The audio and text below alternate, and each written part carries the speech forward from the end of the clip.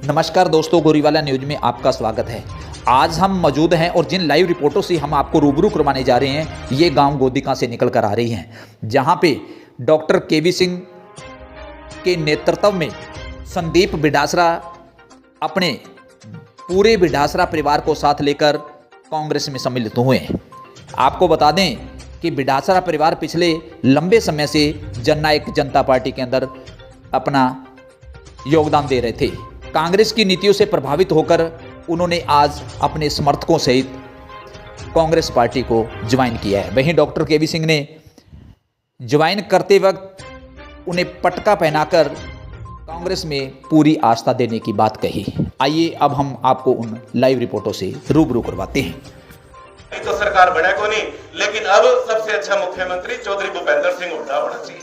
लेकिन साथियों, बड़े बुजुर्गों, आपको ये सोचने वाली बात है। वो तो अपने बेटे अभय सिंह को मुख्यमंत्री बनाने की बात करते हैं, अभय सिंह अपने बेटे को विधायक बनाने की बात करता है, अभय सिंह अपने बेटे को जिला परिषद बनाने की बात करता है। तो ये जातिवाद की राजनीति नहीं करते, ये परिवारवाद की राजनीति करते हैं। तो आपको ये देखना है कि आपका सेवक कौन है। इन्होंने अपने परिवार का पालन पोषण करना है और मैं 100% दावे के साथ कह सकता हूँ, डॉक्टर केवी सिंह जी का और विधायक अमित सिंह जी का प्यार जो परिवार है डबवाड़ी की जनता है। और इसके साथ जो शामिल हुए हैं ओम प्रकाश जी बिडासरा, संजीव बिडासरा, इंद्रपाल बिडासरा, सुरेंद्र बिडासरा, विनोद बिडासरा, भीमराज बिडासरा, महेंद्र बिडासरा, अजय बिडासरा, मनोज बिडासरा और जो पंच है विनोद पंच, राजू एक्स पंच, जयवीर बिडासरा, देवेंद्र बिडासरा, सभी का तहे दिल से शुक्रिया अदा। और सही वक्त पे सही फैसला इन्होंने लिया है, क्योंकि राजनीति में वक्त को पहचानना बहुत जरूरी है और वक्त के साथ जो सही फैसला लेता है उससे जहां अपना फायदा वहां हल्के का भी फायदा हो सकता है। लंबी बात ना करते हुए अभी कई प्रोग्राम है, कुछ चीजें आपको सांझ करना चाहूंगा कि ये हल्का लंबे वक्त से 20 सालों से विपक्ष के अंदर है। 2005 में कांग्रेस का राज बना और विधायक बन गया लोकदल का डॉक्टर सीताराम। 2009 में मैंने चुनाव लड़ा, मैं हार गया, कांग्रेस का बन गया और विधायक बन गए अजय चौटाला। 2014 में बीजेपी का राज बना, विधायक बन गई हमारी बेटी नैना चौटाला विपक्ष की।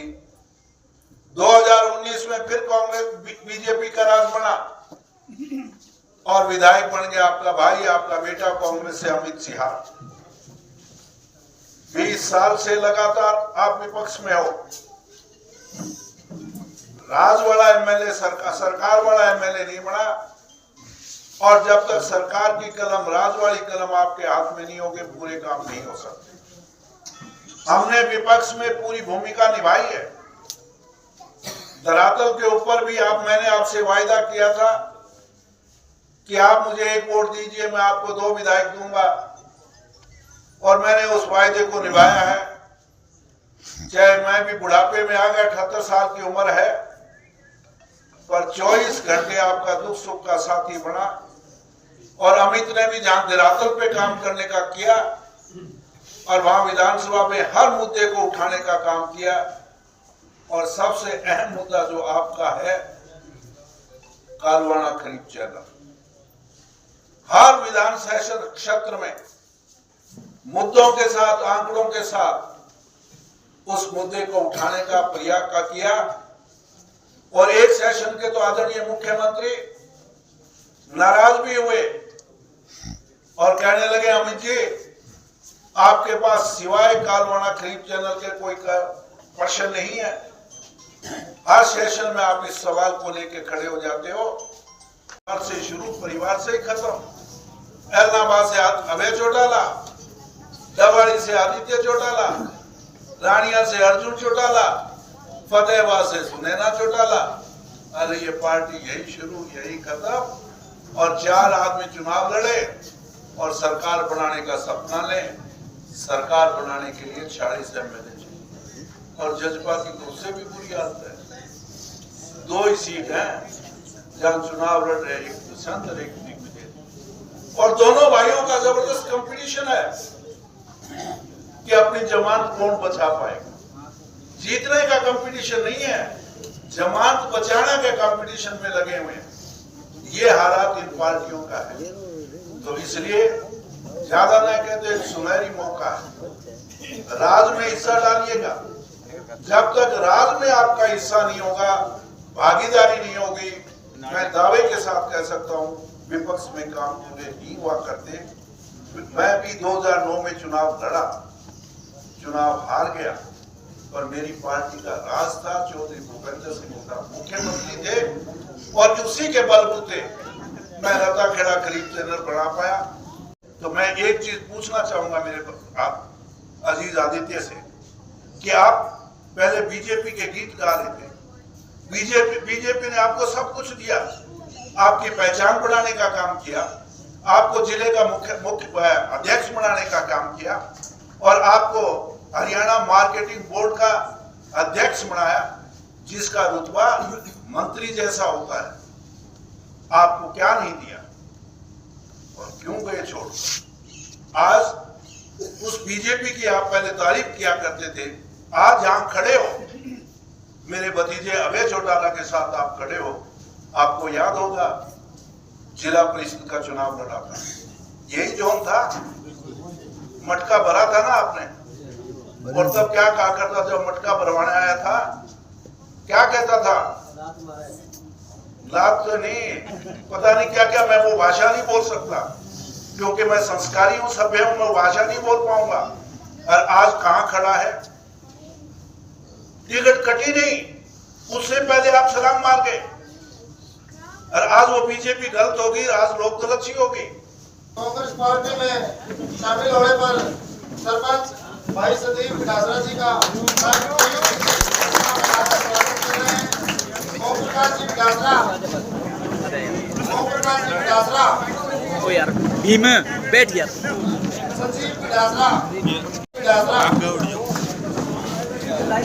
इंद्रपाल पिटासरा विनोद पिटासरा भीमराज पिटासरा भीमराज पिटासरा महेंद्र पिटासरा अजय पिटासरा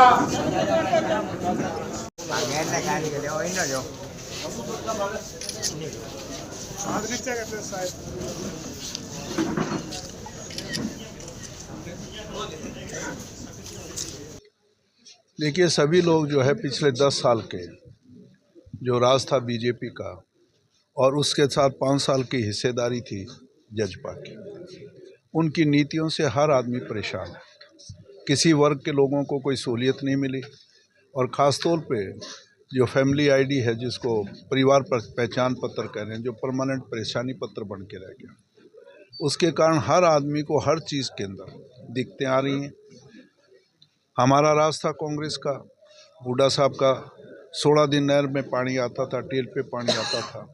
मतलब मेरा कहने का भ्रष्टाचार से और इस तरह की जो ना पानी है, ना बिजली है, ना भ्रष्टाचार के इतना बोलबाला है, इससे होकर सब लोगों ने मन बना लिया कि इस बार हम कांग्रेस का साथ देंगे और कांग्रेस का राज बनाएंगे और इस तरह की पार्टियों से पीछा छुड़ाएंगे जो कभी पर्दे के पीछे, कभी पर्दे के आगे टीका टिप्पणी तो करते हैं दूसरी पार्टियों पे, पर असली मायने में जो बीजेपी की जो बी टीम है वो, क्योंकि जो INLD है, अलोपा है, BSP है, जो ये गठबंधन है, वो मैं नहीं कह रहा, गोपाल कांडा ने भी कह दिया।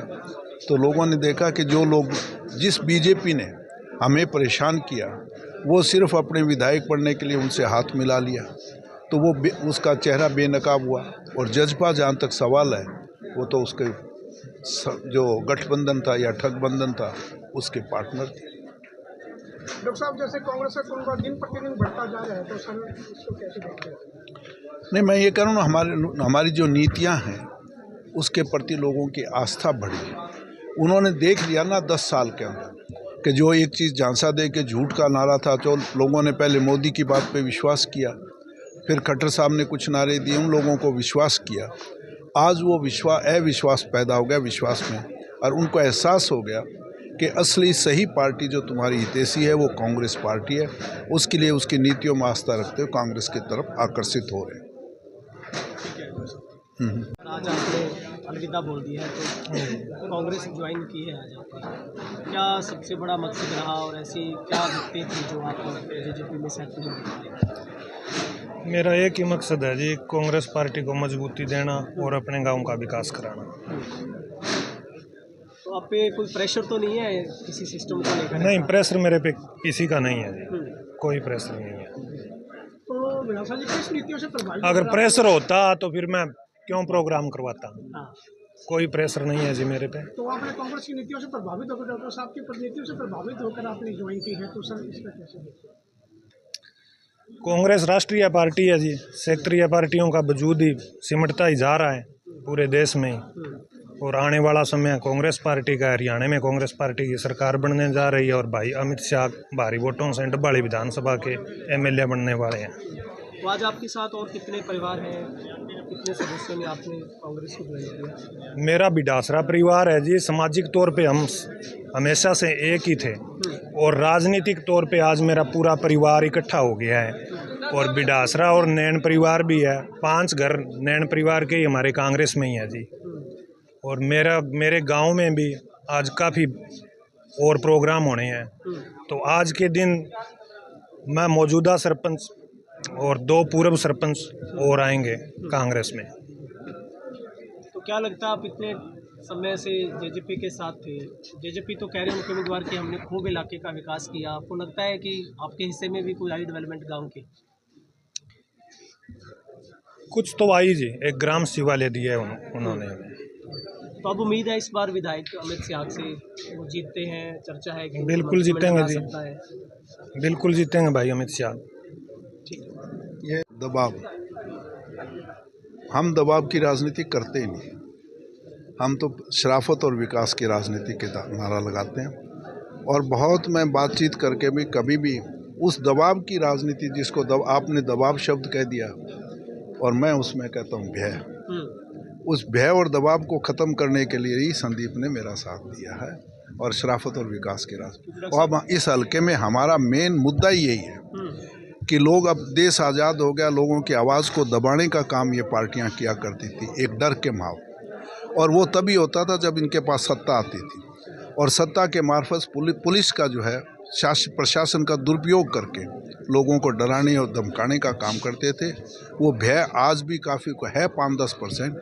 उस भय की राजनीति को ख़त्म करके शराफत और ऐसे पढ़े लिखे युवा जब साथ देंगे हमारा, तो भय और भ्रष्टाचार राजनीति खत्म होगी और शराफत और विकास की राजनीति स्थापित होगी इस साल के। डॉक्टर साहब, जो आईएनएलडी के प्रत्याशी हैं वो आरोप लगा रहे हैं कि कोई ऐसी पार्टी है वो उठा के फार्म हाउस में ले जाते हैं, धक्के से पैसा दिया जाता है और फिर पार्टी ज्वाइन करवा दी जाती है। वो पार्टी है कौन सी? ब्रांच ही है, गगर है, गगर से नीचे नहरें निकलती हैं, कई ब्रांचें हैं, ये तो उन्हीं की ब्रांचें हैं, हमारी तो है नहीं। हमारी तो राष्ट्रीय पार्टी है, वो तो ब्रांच है, कहीं आईएनएलडी है, कहीं जजपा है, ब्रांच है। तो आप ब्रांचों को अब नहीं, आज आपके सामने जो आज जजपा ये एक बात कह रहे हैं, मैं उन 2009 में वो काम थे, और अभी 2 दिन पहले 10 दिन पहले कौन सी पार्टी में थे? वो इसी आईएनएलडी को क्या कहा करते थे, इसी बीजेपी के गीत गाया करते थे। तो वो खुद सोचे ना इस बात के। पर हम ये राजनीति नहीं करेंगे। मेरा हर आदमी को जब शामिल होता है, मैं उसे 2 बार नहीं 3 बार सवाल करता हूँ, भाई कोई दबाव मेरा है नहीं, अगर मेरा साथ देना चाहो स्वागत है, और मैं आपके साथ हूँ। डॉक्टर साहब, सूत्र कह रहे हैं कि बहुत बड़े धमाके अभी और भी करेंगे आप, कई टच में हैं सरपंच और बड़ी हस्तियां आपकी। नहीं, मैं धमाका करना मेरा ना धमाके करने में विश्वास है, ना धमाका करता। ये तो जनता का विश्वास है, वो हमारी शराफत और विकास की एहसास हो गया लोगों को। हर आदमी को धीरे धीरे कहीं ना एहसास होता है कि असली रास्ता शराफत और विकास है, उसी के रास्ते पे लोग आ रहे हैं। महात्मा गांधी ने आंदोलन शुरू किया था, छोटा सा डंडी यात्रा शुरू की थी, धीरे धीरे लोगों को एहसास हुआ कि महात्मा गांधी जी ही जो न्याय दिला सकते हैं हमें, उसके जो करके उन्होंने लोगों के साथ जुड़े। तो संक्षिप्त में जानना चाहूँगा, अभी हुड्डा साहब भी रोड शो कर रहे हैं, कहाँ से शुरू होगा और क्या क्या उसमें शामिल रहने वाला है कार्यक्रम में? देखिए, हुड्डा साहब का 22 तारीख को 9:30 बजे के करीब चौटाला गांव से शुरू होगा, जो एक ऐतिहासिक राजनीतिक गांव है। उस गांव से वो शुरुआत करेंगे और यहाँ से नहीं, इस हल्के की राजनीति को बदलने का नहीं, सारे हरियाणा की राजनीति को तब्दील करेंगे और यहाँ से बिगुल बजेगा और ये बिगुल बजते बजते आखिर तक चंडीगढ़ तक पहुँचाएँगे। डवाड़ी से चौटाला से शुरू होके अबूशहर से गंगा, गंगा से कालवाड़ा, कालवाड़ा से दारेवाड़ा और गोदेका और उसके बाद बीजूवाड़ी से रिसालिया खेड़ा से बनवाड़ा और बनवाड़ा के मार्फत रानियाल के क्षेत्र में जाएंगे। डॉक्टर साहब, बराचों की बात की आपने, तो देखा गया ये छोटी बराचें हमेशा बड़ी नदी में मिल जाती हैं आके, तो वैसा कुछ हो सकता है भी ये जो छोटी पार्टी है या कोई आपके?